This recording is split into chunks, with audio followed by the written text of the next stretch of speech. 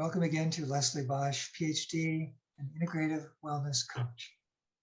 Yes, thank you so much, Stuart, for the opportunity to be here with you. I really appreciate the chance to meet you and to share a little bit about today what we'll be talking about, which is emotion regulation and how that can help you or hinder you in your efforts to collaborate effectively with others towards sustainability.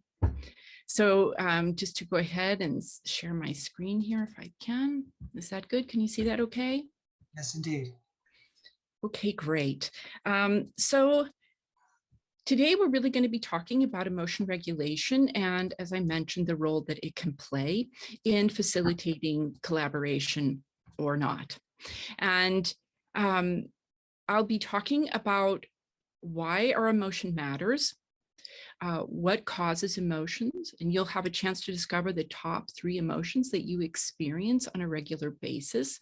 And then finally, I'll show you 2 science-backed strategies that you can use to create the emotions that you want, so that you can intentionally and effectively make use of both positive and negative emotions when you're collaborating with others. And before I get started, I just wanted to briefly introduce myself, although Stuart did a pretty good job there already. Before I became a coach, like many Americans, I was working long hours in a very demanding job. Unfortunately, I was also mismanaging my stress. In fact, I really didn't even know that stress management was a thing. I was eating lots of junk food. I wasn't exercising. I was sleeping poorly. I was tense all the time. So I was arguing with my husband. I was getting tension headaches, and I certainly wasn't having any fun. I didn't realize it at the time, but I was inadvertently trading my well-being, my health, and my relationship satisfaction for success in my career. And I don't know if that sounds familiar to any of you. But fortunately, I came across a wellness class offered through the Andrew Weil Center for Integrative Medicine, where I learned about an integrative approach. And again, just briefly, an integrative approach recognizes the interdependence of 7 core areas of health, including sleep, movement, nutrition, relationships, resiliency, spirituality, and environment. During the class, not surprisingly, my homework was to essentially clean up my act in all these 7 core areas of health, which I did. And after several months of concerted effort, I began to feel better. I lost some weight, I was sleeping better, I felt more calm, rested, and energized, and I was feeling more connected to my husband. I was so happy with my results that I took my efforts to the next level and became a national board certified health and wellness coach. Now I work with others to help them improve the quality of their lives too. Just to say quickly, one of the biggest changes that I made in my life was in the area of resiliency or stress management.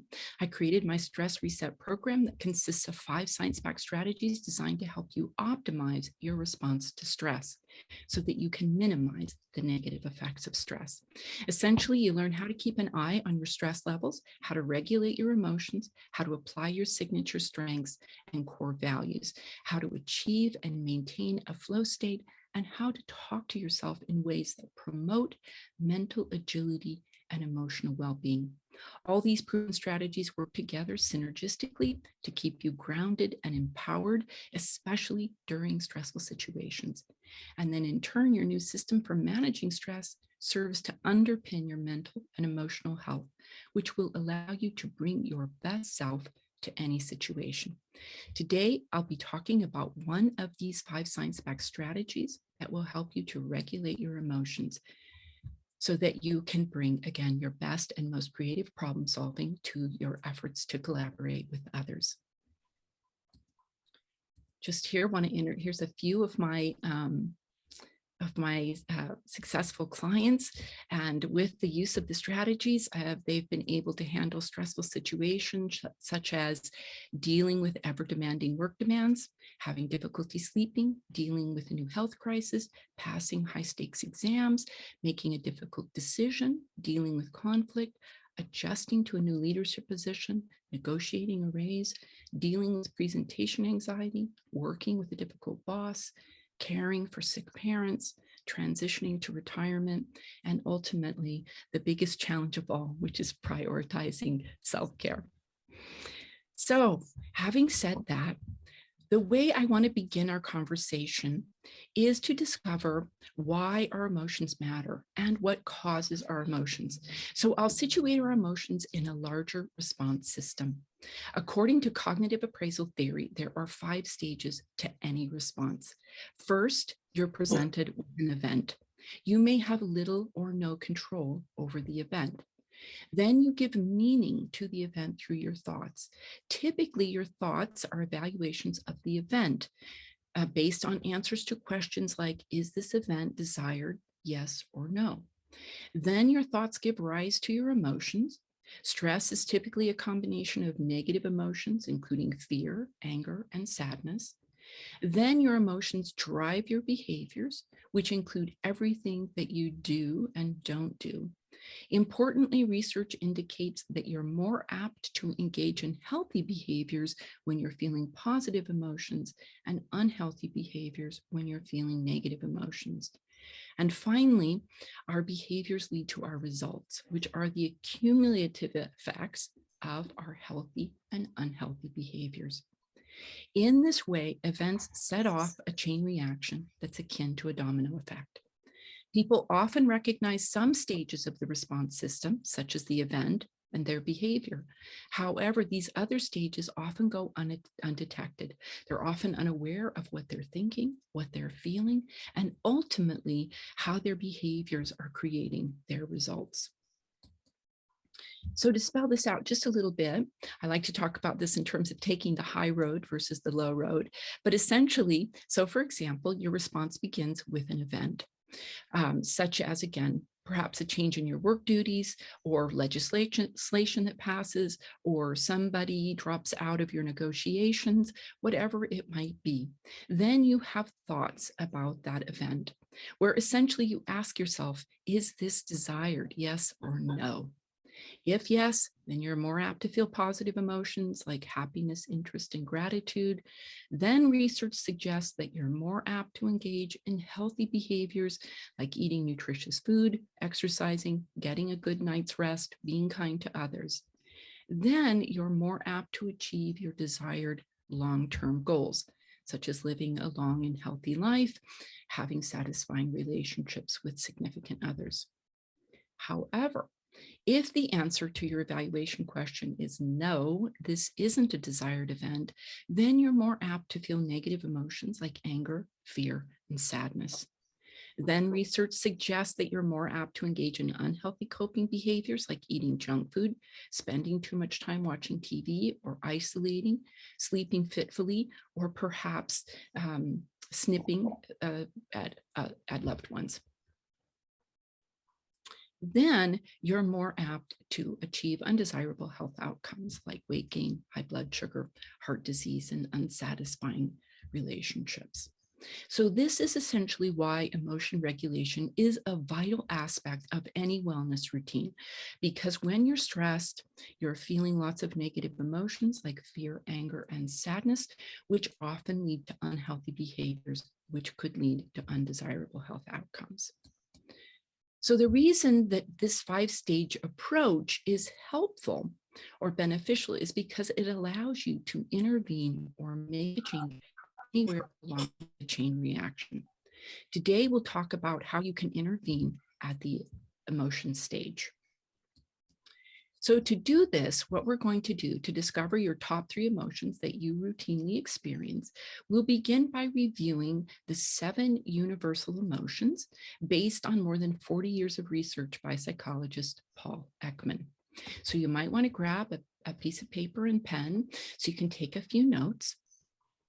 And while we're doing this, you can also think not only about yourself, but perhaps the folks that you interact with most frequently, and try and tune in to what they tend to be feeling typically on a daily basis. So again, with this mini self-assessment, you'll have a chance to think about which emotions you typically experience throughout the day. You'll also have a chance to guess at the faces of these universal emotions. And in that way, you'll be able to also test how well you are, how good you are at identifying emotions based on expressions. facial expressions. So here we go. You ready? Okay, here's the first face of our universal emotion. Go ahead and make your guess.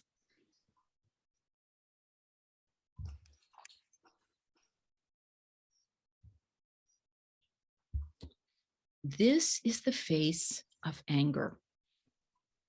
Anger arises when we are blocked from pursuing a goal or when we feel that we are being treated unfairly. Another thing that Ekman realized is that emotions occur on a continuum of intensity, more or less. As this figure illustrates, the least intense emotions appear on the left and the most intense emotions appear on the right. So lower degrees of anger include annoyance and frustration. Moderate degrees of anger include exasperation, argumentativeness, and bitterness. That argumentativeness was the thing that was happening for me with my husband. Higher degrees of anger include vengefulness and fury. So ask yourself, how frequently do you typically experience anger on a scale from 0, which is never, to 10, which is always? And you can think, as I said, you can increase your play or your engagement by thinking about the people that you deal with most frequently. How you can do a little assessment of how much you think they experience these emotions as well. This can be very helpful because, again, it can help you tune in to what might be going on for them. And as we'll see later, this can really serve you when you're trying to collaborate with them. And then ask yourself, what intensity of anger do you typically feel? Is it low? When you do feel anger, is it low, medium, or high?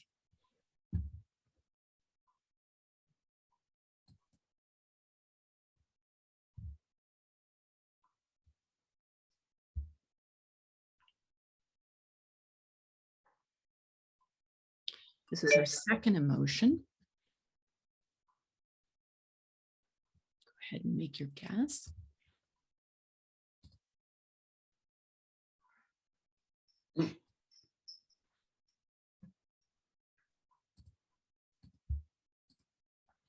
This is the face of disgust. Disgust arises when we perceive something offensive, poisonous, or contaminating. We can feel disgusted by things, by the actions and appearances of other people, and we can feel disgusted by ideas. So again, we feel disgust on a continuum. So lower levels of disgust include dislike.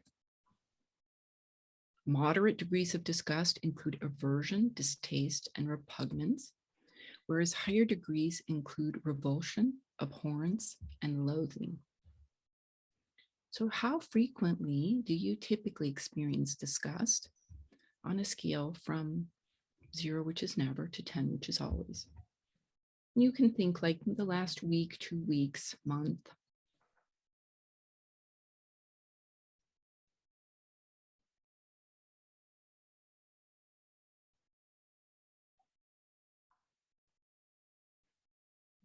And then ask yourself, when you feel disgust, what intensity of disgust do you typically feel? Is it low, medium, or high?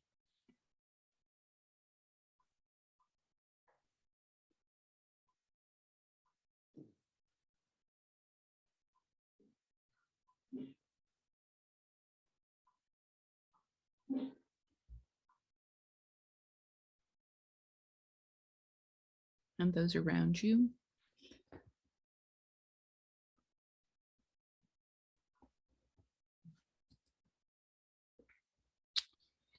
This is the third face, third universal emotion.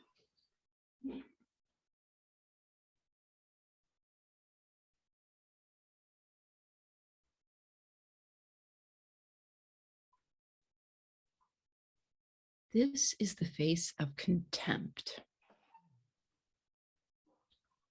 Other good indicators of contempt are like lip smacking and eye rolling. And contempt arises in the presence of something that you find substandard. When contemptuous, we can feel morally superior to another person or group of people and their actions. Disgust and contempt are related but different. In disgust, the aversion causes us to move away from the source, whereas in contempt, we don't necessarily want to remove ourselves from the situation. Also, disgust doesn't feel good. The sensations are unpleasant and when extreme lead to nausea. Whereas sensations felt during contempt may feel good, as contempt often conveys a feeling of power. So again, it's really important to realize that, especially as we think about the actions of people and ideas that are circulating in the, in the discourse space, to really be aware that we can feel disgust, which is really a way of moving away from something, or we can feel contempt when we just feel that this is subpar and this is totally unacceptable. And sometimes it can feel a little like anger because we want to move forward in an effort to advocate for change. However, we have to be careful with contempt because sometimes it can be like sanctimony or self-righteousness, and people can really be turned off by that. So contempt is something that can really destroy efforts to collaborate. So being aware of contempt and when you're feeling contemptuous is really important. People don't like anger either, but usually anger is so how can you say it? It's not laced with contempt, which is this sense of superiority, moral superiority.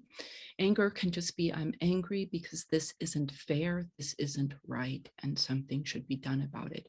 Whereas contempt is more the sense of I'm better, or you should be better, or we should be better, you should know better.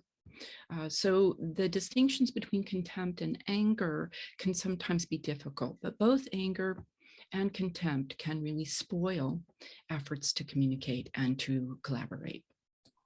Sounds like the word should is often inserted when you're talking about contempt. Yes, yes. Should is a great indicator if people are saying that, because they're indicating their ideal or their expectations. Great, so here's the fourth universal emotion.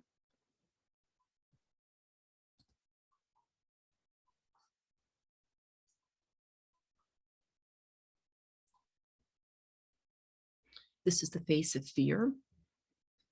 And fear arises with the threat of harm, whether real or imagined. And this is the thing that's so important to remember about fear. Fear plays an important role in keeping us safe as it mobilizes us to cope with potential danger. However, fear can become problematic when we imagine the worst, and most times this is failure. Certainly, as it comes, when it comes to advocating for sustainability, fear can play a really big role in what's going on because the stakes can be very high. And so people can be triggered by fear. And then again, if we look at degrees of fear, we can see that lower degrees of fear include trepidation.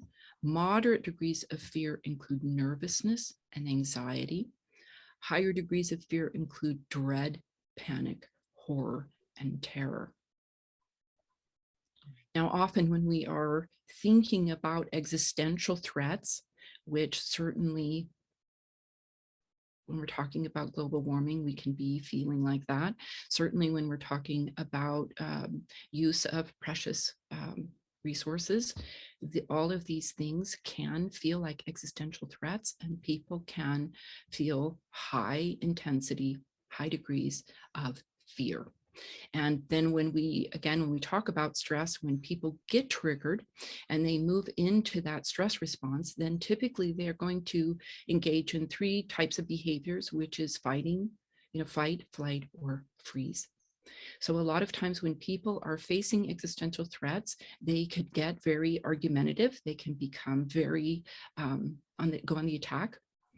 People can move away, they can avoid, they can flee the conversation, flee the issue, not know quite how to participate. And people can basically just shut down and stop engaging altogether. So understanding that fear, certainly when we are talking about sustainability issues, can be an emotion that you might be feeling, and certainly that the people you're collaborating with might be feeling. So here again, we're trying to tune into emotions, our own and others, and think about the role that they might be playing when we're trying to collaborate with others. So again, think about how frequently you experience fear. And then when you experience fear, what intensity of fear do you typically experience?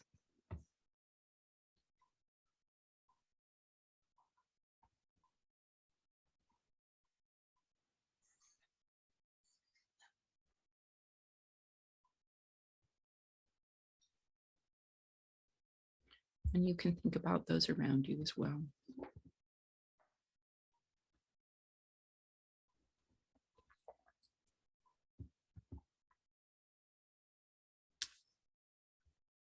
Here's the 5th universal emotion.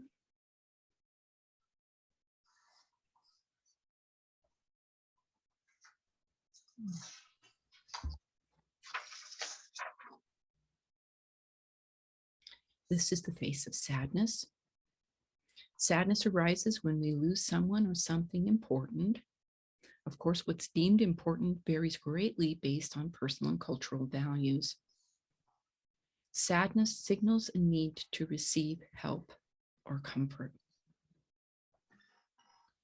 Often, again, anger, often it can be difficult for people to show their sadness. So sometimes you can see other emotions like anger, which can cover sadness. So again, it's important to be trying to perceive what emotion is this person, especially what am I feeling, and also what is the person that I'm talking to, what are they feeling? When we talk about sadness, lower degrees of sadness include disappointment and discouragement. Moderate degrees of sadness include helplessness and hopelessness. I think when we're talking about sustainability, I think there are a lot of people who feel helpless, who feel hopeless. Higher degrees of sadness include misery, despair, grief, sorrow, and anguish. So again, noticing how frequently do you experience sadness and those around you. And when you experience sadness, what intensity do you typically feel?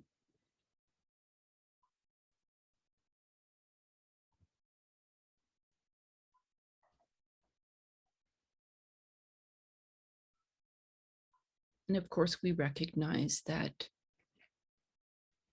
we might go through really tough times, like with the loss of a loved one. Sadness might become more frequent and more intense as we process that loss. And then we sort of return to baseline levels of sadness. So some people have tend to feel these emotions more frequently than others. But so we're just noticing that people, I just want to just point out that we typically have a baseline of these emotions. And then of course, during stressful situations or transitions or unique periods in our life, we can see these emotions sort of spiking, becoming more frequent and more intense. And then so with an ebb and flow, eventually, as we learn to cope more effectively with it, we tend to return to base levels. Right now, when we're sort of thinking about frequency, you're probably just thinking in terms of your base levels. So this is our next universal emotion. Whoops, sorry, I gave it away. Oh, bummer. This is the face of surprise. Surprise arises when we encounter sudden and unexpected sounds or movements. We can be, of course, surprised by news that comes our way. It's the briefest of the universal emotions. Surprise functions to focus our attention on determining, number one, what's happening, and number two, whether or not it's dangerous. And then, of course, number three, what I need to do about it. And then here we are. This is our final emotion.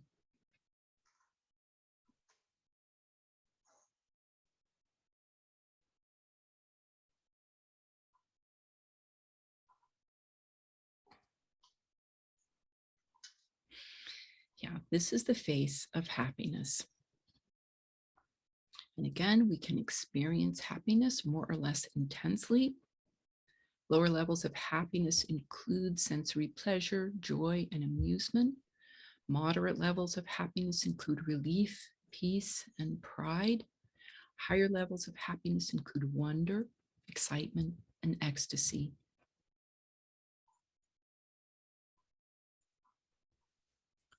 Now ask yourself, how frequently do you experience happiness?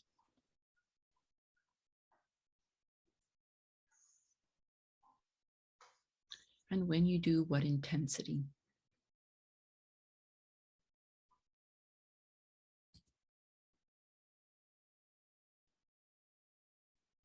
And those around you as well.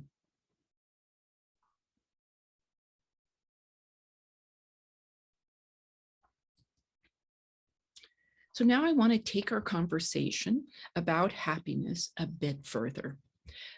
Friedrichsen, a happiness researcher, has identified 10 positive emotions associated with flourishing.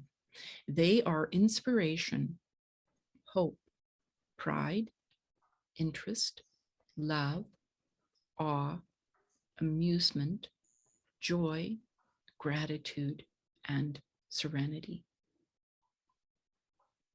Now, positivity researchers call this, people who are flourishing, they call this the happiness advantage. Because when you are routinely running, as it were, on positive emotions, your brain at positive performs significantly better than at negative, neutral, or stressed. So when you're experiencing positive emotions, your intelligence rises, your creativity rises, and you have more energy. However, research shows that only about 20% of the population operates at an optimal 3-to-1 ratio of positive to negative emotions. Again, that's 3-to-1. Negative events or emotions are so much heavier for us. We experience them so much more heavy, right? It's heavier, that it takes 3 positive emotions in order to simply strike a balance of positive to negative. If you want to go further than that, then you would want to have, and feel mostly positive, then increase your odds of positivity. Then you would want to add more than that, 5, 6, 7. The max is 12, they say. After 12, it doesn't work anymore. So anywhere from 3 to 12 positive things. The tendency to focus on the negative is called the negativity bias. And based on the 7 universal emotions, you can see why it's pretty easy to fall into negativity when most people would classify 6 out of 7 universal emotions as negative. So if you're anything like me, you can look at your mini self-assessment now, sort of tally it up and see. And you might be shocked to discover the degree to which you've been sort of hijacked by the negativity bias. When you're stressed, you can bet that you're feeling one or more of those negative emotions. Based on your mini self-assessment, when you're stressed, which negative emotions are you most apt to be experiencing? And if you'd like, you can unmute yourself and share, or you can drop it in the chat, and maybe Stuart can share that with us.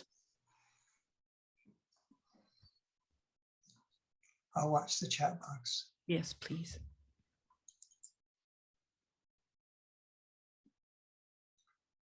Could you repeat the question? Just sort of saying you did your mini self-assessment.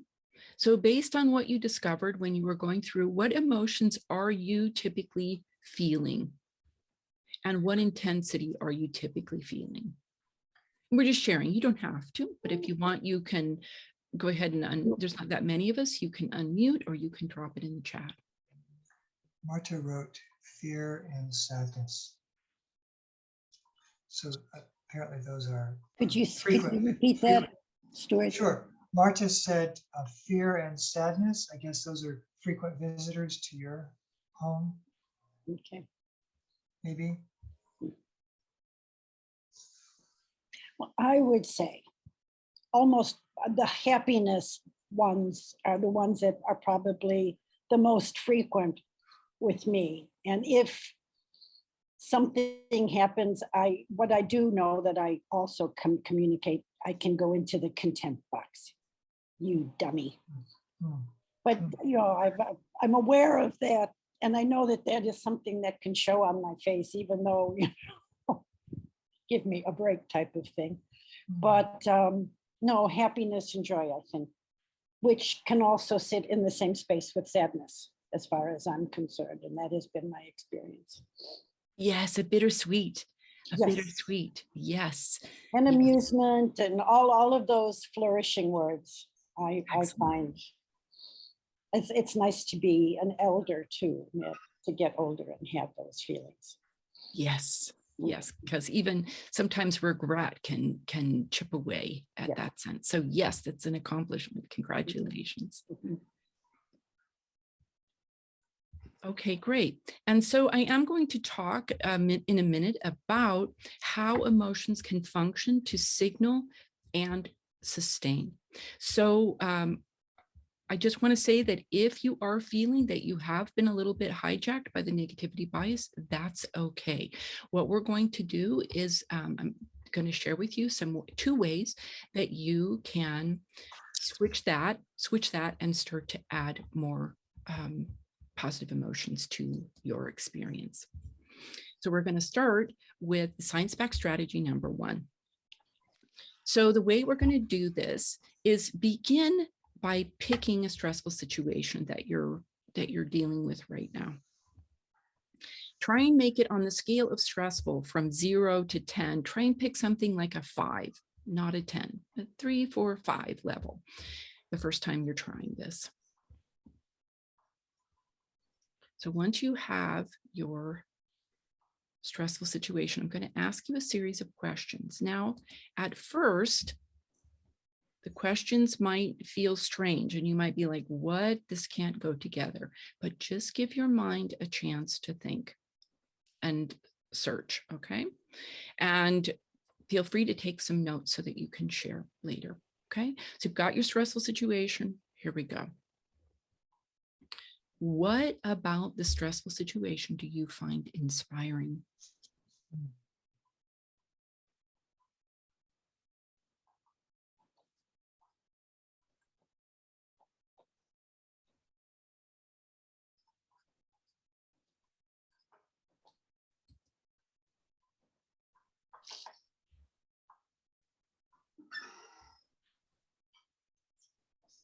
What about the stressful situation gives you hope?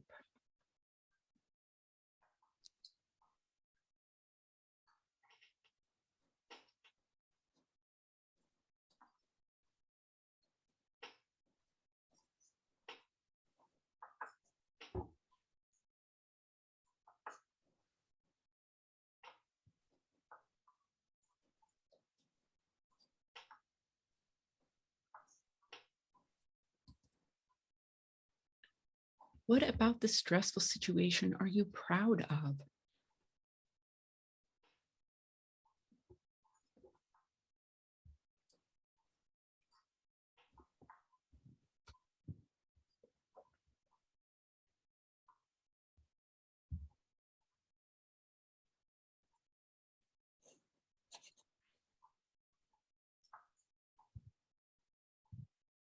What about the stressful situation do you find interesting?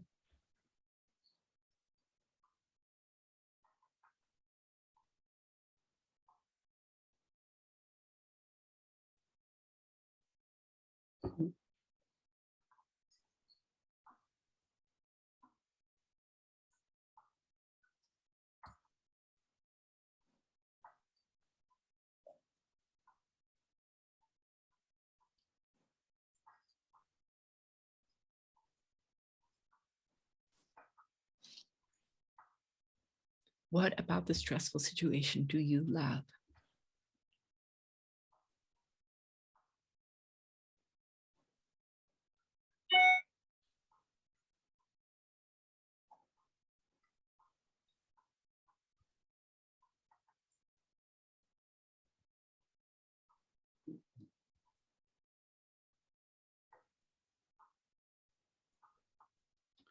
What about the stressful situation fills you with awe? With what? Awe. Oh,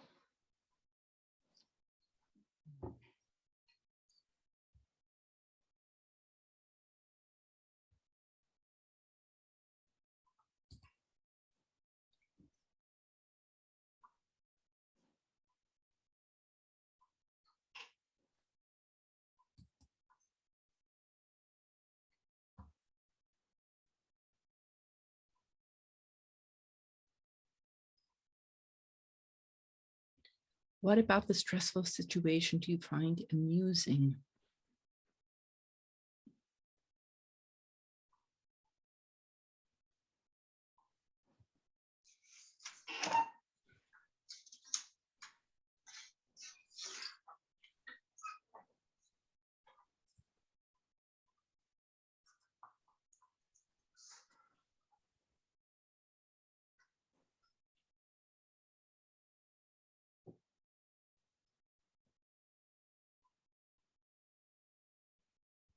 What makes you joyful about the stressful situation?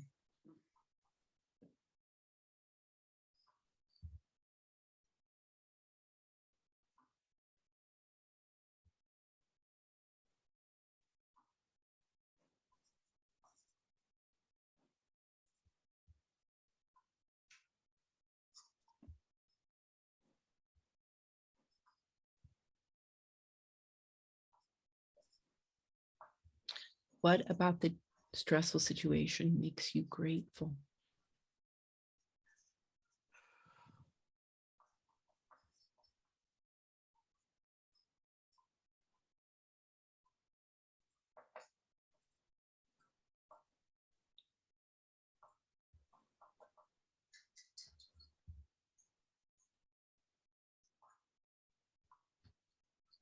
Perhaps this is the most challenging. What about the stressful situation makes you serene?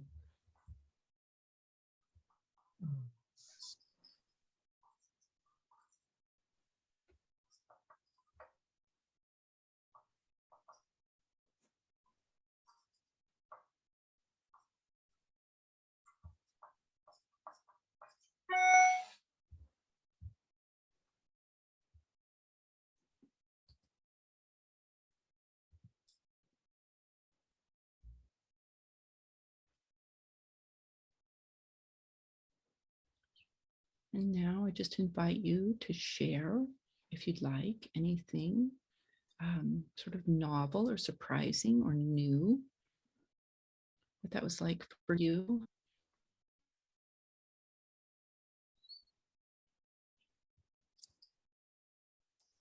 To try and bring some positivity to what typically feels pretty negative.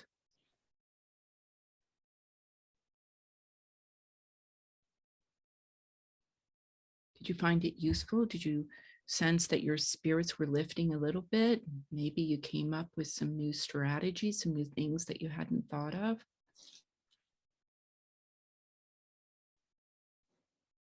Leslie, Yes. I found I needed more time on some of the emotions. I couldn't quite come up with anything, but I felt that just the ones I could answer were quite sufficient to give me a nicer picture on this one.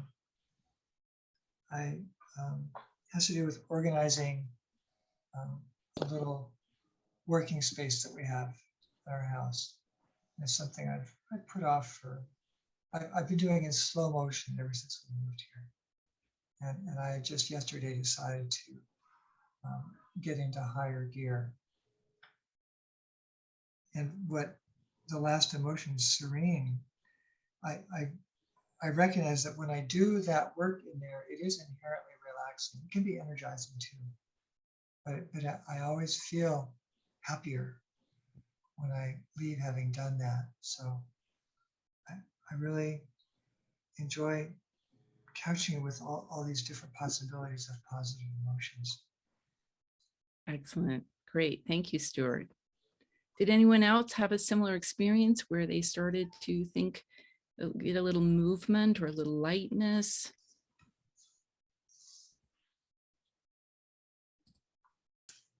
I just think it's interesting that all of those possibilities are there and it's a matter of allowing them to bubble up.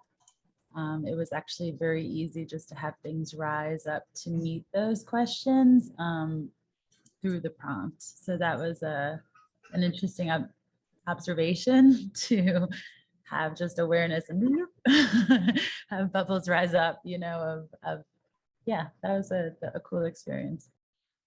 Excellent, because that is exactly how our mind works, right? It's like a Google, your brain is like a big, Google search engine. You put in your keyword and it will find for you what you're looking for and return, pages and pages and pages of experiences, right? And so if right now you're putting in a lot of negative search terms, then it's going to keep returning negative, negative, negative, and compounding on the negative. But if you throw in some positive search terms, at first it might be a little sluggish, but it will begin to populate more pages with positivity. And then of course, we're not trying to deny, we're not taking a Pollyanna approach. Again, as I mentioned, we're trying to take a balanced or a holistic approach. A lot of times with the negativity bias, what can happen is we can lose perspective, right? The dark can swell to fill the frame. And we really just want to make sure that we have the positive in with the negative as well. And why do we want to do that? Because essentially that positivity helps us to think better and to be more resourceful and to bring our best and creative self to the conversation, so that we can better deal with these big pressing issues around sustainability that we are certainly, confronted with. So it's really about more to how to keep ourselves in play and not get sidelined. And the same is true for those that we're negotiating with, how to keep them in play and not get sidelined, right? Great, excellent. Thank you so much. Was there anyone else that wanted to share? I just might say that it made me realize that striking a balance maybe is a good idea between the negative and the positive. Exactly, striking a balance. It seems a little to me, I remember like, oh, it's like the Mary Poppins song, spoonful of sugar to help the medicine go down. But here we're really talking about really being able to tap in, tune into our best thinking and our best creativity. And this is what positive emotions can help us do if we bring that balance. Maybe someone will make a musical with the 10 universal emotions eventually, but could be complicated for the songwriters. Yes, exactly. I want to take the liberty, if I could. Sure. Can I invite one other person? I'm just curious, Kevin, you don't have to say anything, but you look very thoughtful. So I'm just curious if there's anything that came up for you in that exercise. Anybody? Well, I was Speaking to somebody particular, I didn't hear. I was thinking, I was addressing it to Kevin, if you would Oh, like. okay, fine. You know, my hearing is like. Oh yeah, good and bad. sorry, and my voice is not so loud. I was wondering if you looked very thoughtful, so I thought maybe there was something you would like to share with what you found in that exercise. Well, it goes to the negative and the positive, and I think that when I'm faced with a stressful situation, I think we all do to some extent, try to figure out how to work through it and how to craft a plan that can move us forward.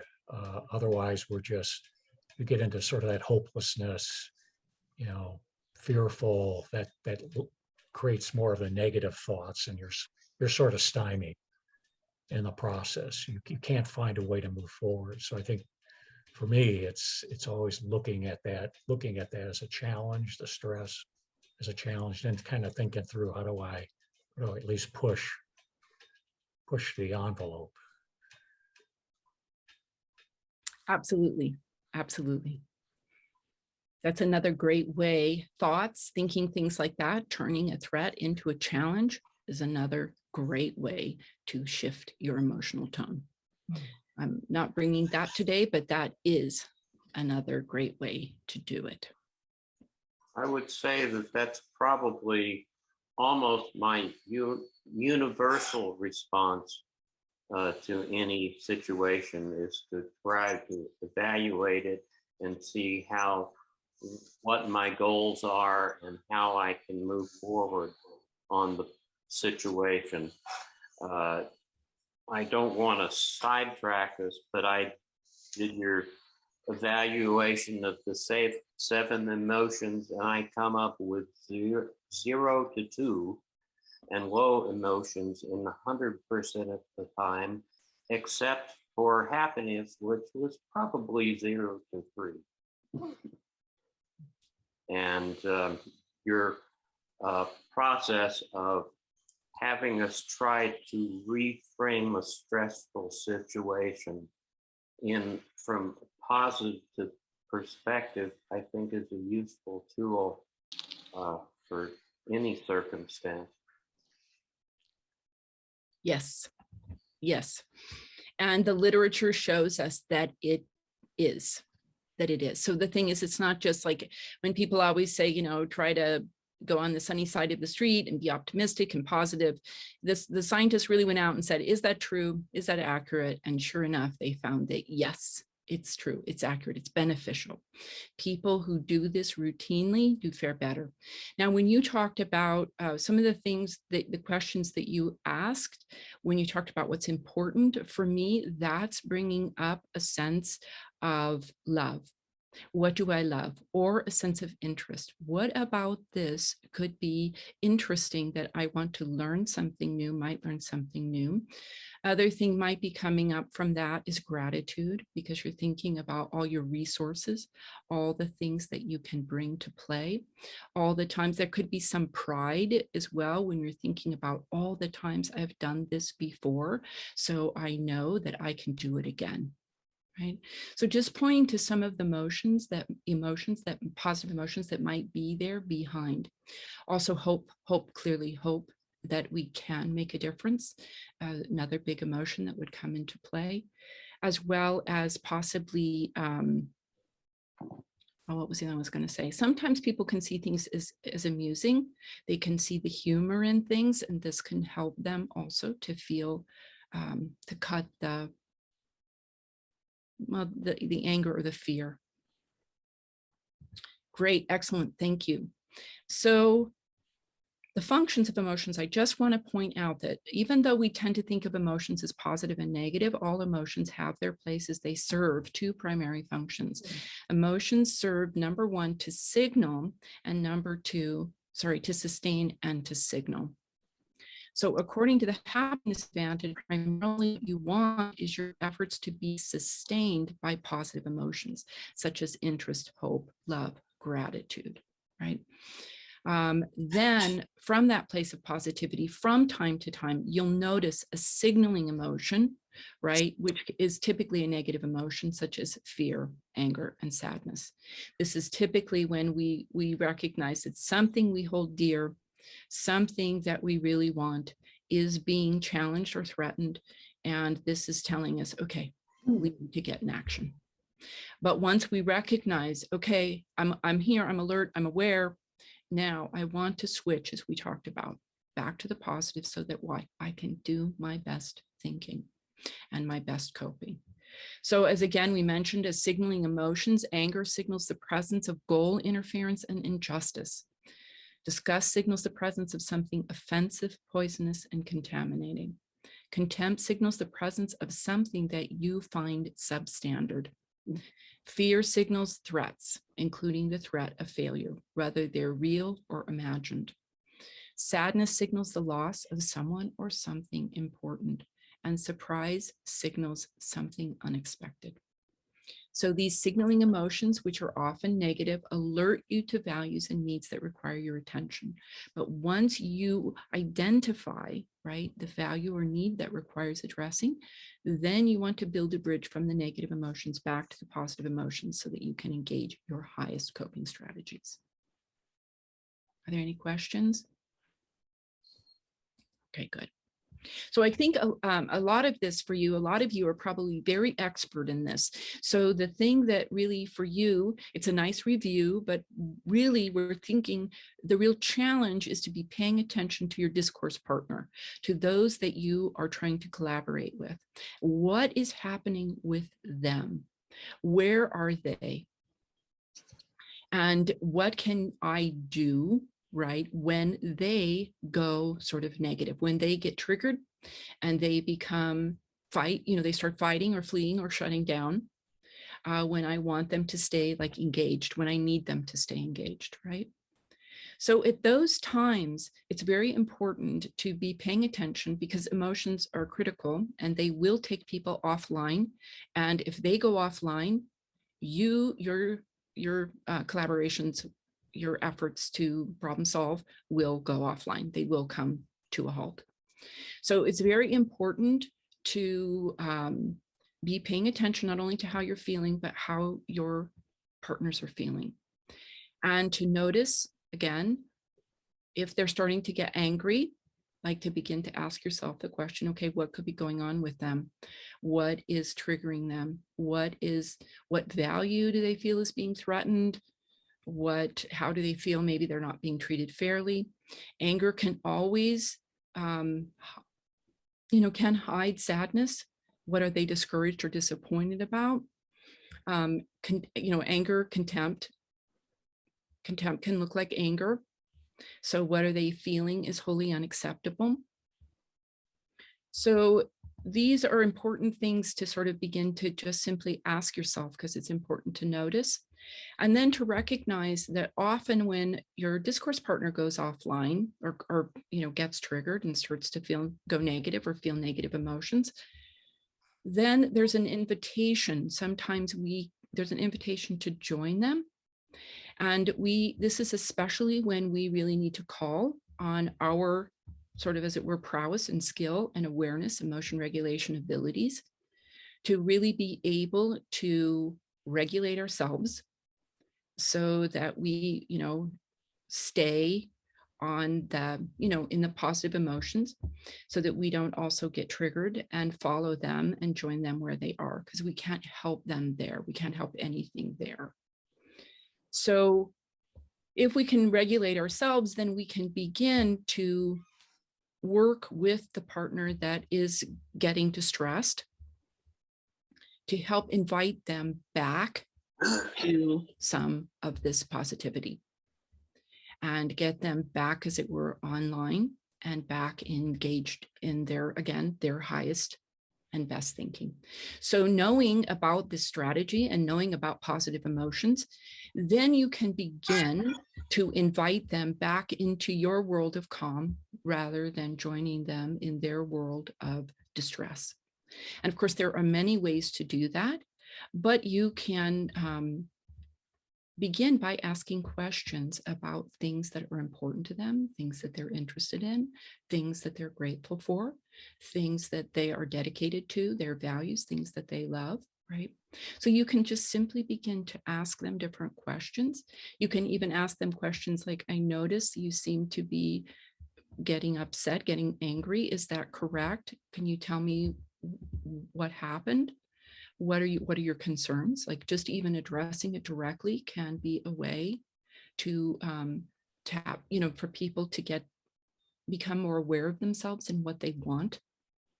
But anyway, this is essentially one strategy that you can use to begin to help your discourse partners and continue to sort of keep your negotiations, as it were, moving forward by noticing what's happening both with yourself and with the other in that emotional realm. So it's kind of like you can begin to build that bridge back. If things go negative, have a strategy for beginning to build a bridge back to the positivity. And again, I am not advocating a Pollyanna approach. We are advocating a balanced approach, especially when it comes to sustainability and the use of precious, scarce resources. These are always going to be high stakes conversations. And there can always be concern and negativity about what happens if we don't do something, or about what people think we should do.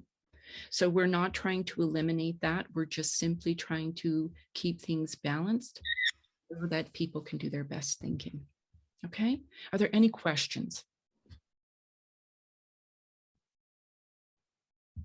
I have a question, and it might be that I missed something or I misunderstood something, but I thought I heard you say that there were 2 ways to encourage flourishing, and one of those ways was to ask yourself where you can find each of those 10 things that make up flourishing. But I'm not sure if I heard the second way. Well, we talked, unfortunately, I realized that we're out of time. I've lost my time. So I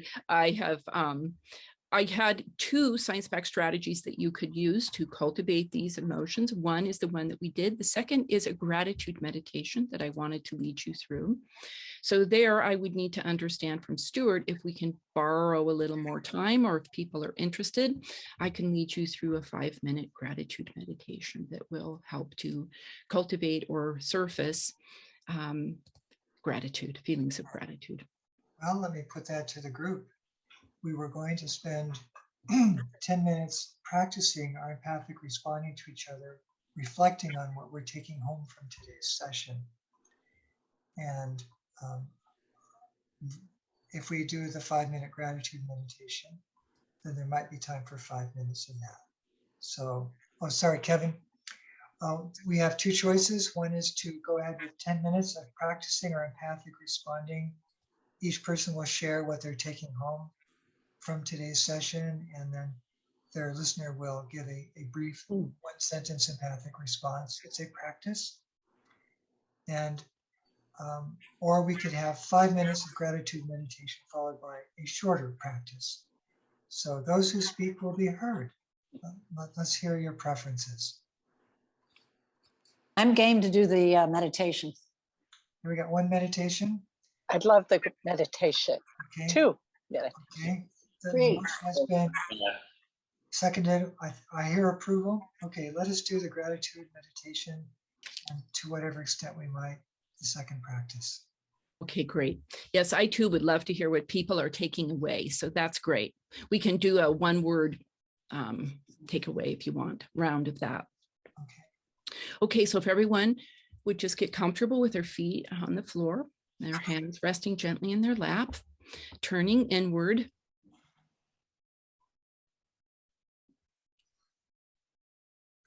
And let's begin by meditating on the gift of life itself, the most precious gift, the gift of a heartbeat, pumping life-giving blood to all your organs. Take a moment to give thanks for the miracle of your existence and the complex organ systems of your body.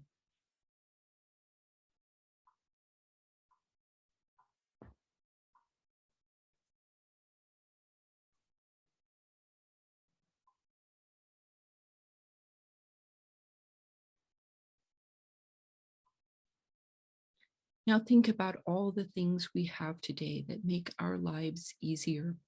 We flip a switch and light appears. We turn a tap and clean drinkable water flows. We adjust a thermostat and a room grows warmer or cooler. We have a dwelling to protect us from the elements. We enter a vehicle and it takes us where we want to go. We have machines that wash our clothes, and we have clothes to wear and places to store them.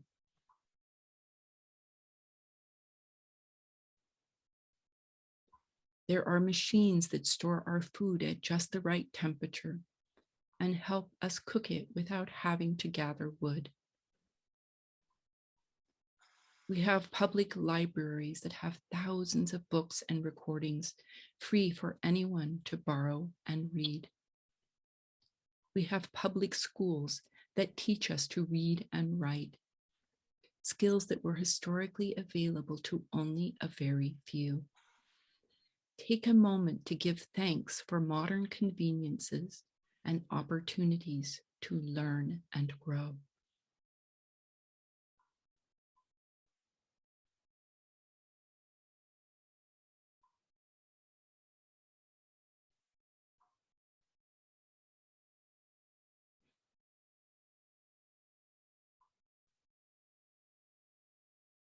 Now take a moment to reflect on all the thousands of people who have worked hard to make your life easier or more pleasant. Those who plant, grow, and harvest your food. Those who transport that food to market. Those who make email and internet access possible. Those who dispose of your trash. Those who gather news stories. Those who play sports and create art or music. Take a moment to give thanks for a democratic society and the distribution of labor.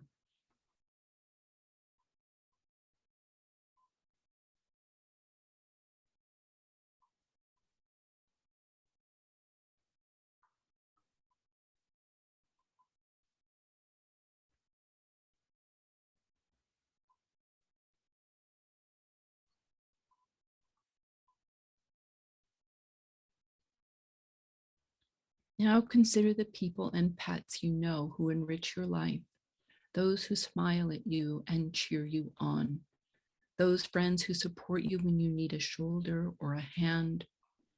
Take a moment to give thanks for those you hold dear, for those who make your life meaningful.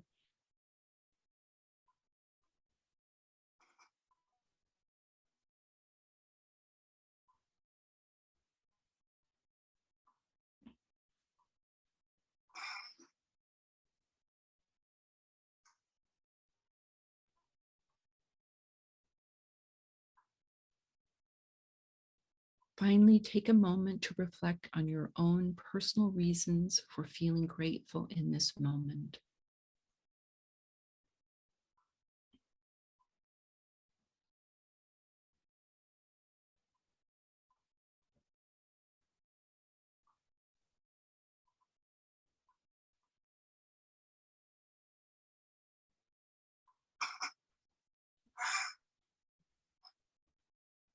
Remember, generating feelings of gratitude is a powerful resource that's always there for you to call upon.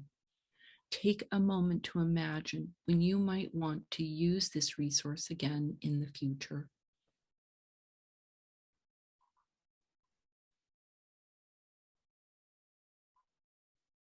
In the same way that you carry a glass of water from one room to another, you can carry gratitude throughout the events of your daily life. Gently bring your attention back to the presentation.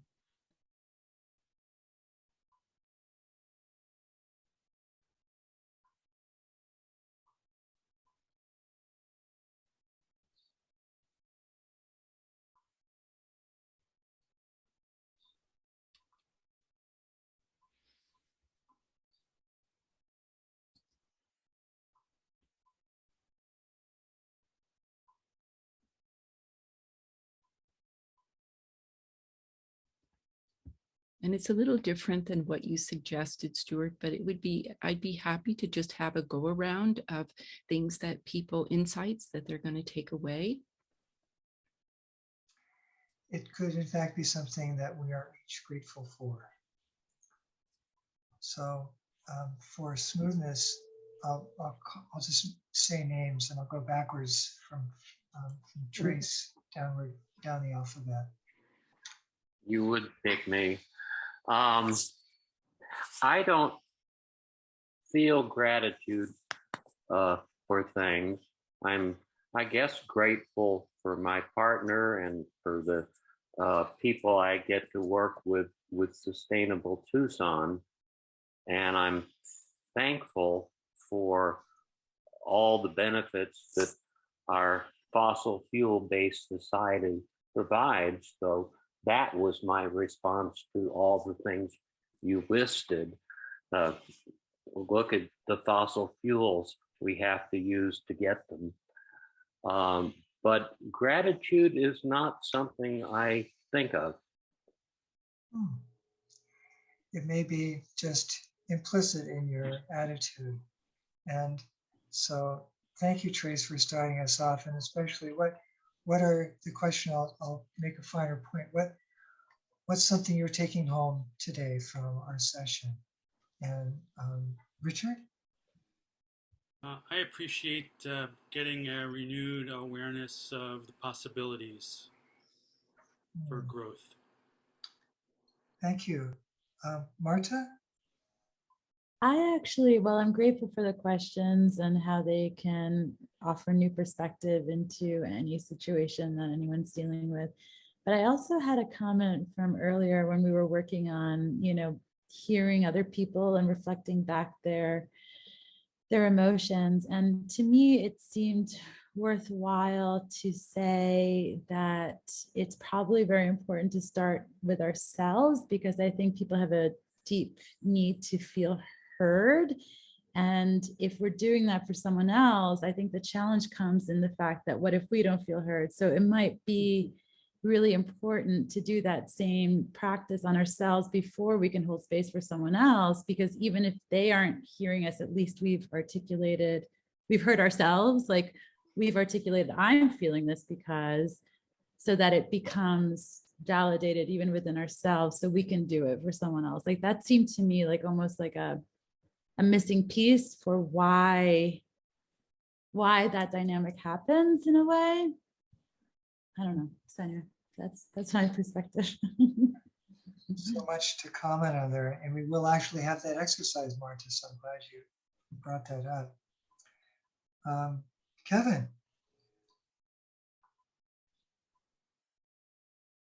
Well, I guess I'm feeling grateful. I've got some additional tools to use to kind of work through stressful situations, challenges, things like that. It may be aware of, like Richard said, of more options, possibilities for how to cope.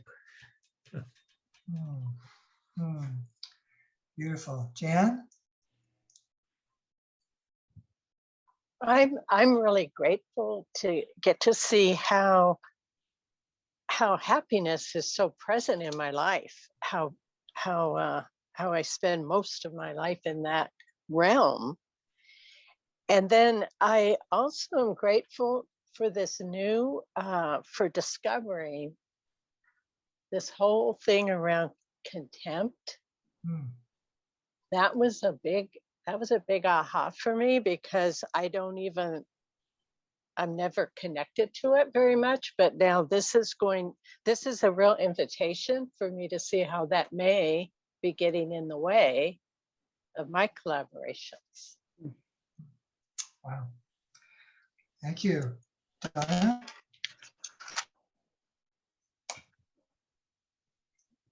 I'm grateful for the natural beauty around me. I live in a really beautiful place, and I just revel in it every day. And my takeaway is really to try to find something positive in stressful and negative situations, because I am a person who has a tendency to go to the negative very quickly. Thank you, Donna. Bridget? Yeah, I was like grateful just to like have internet access and to be able to learn from so many different types of people. And I think my big takeaway, kind of similar to Donna's actually, was like every situation, whether it's stressful or not, can be a learning opportunity. And there's there's different ways of viewing it. And I think it's very important to like be reminded of the positive things that can come out of a stressful situation. Yeah? Anne, I'm having trouble hearing today. Yes, please, Anne.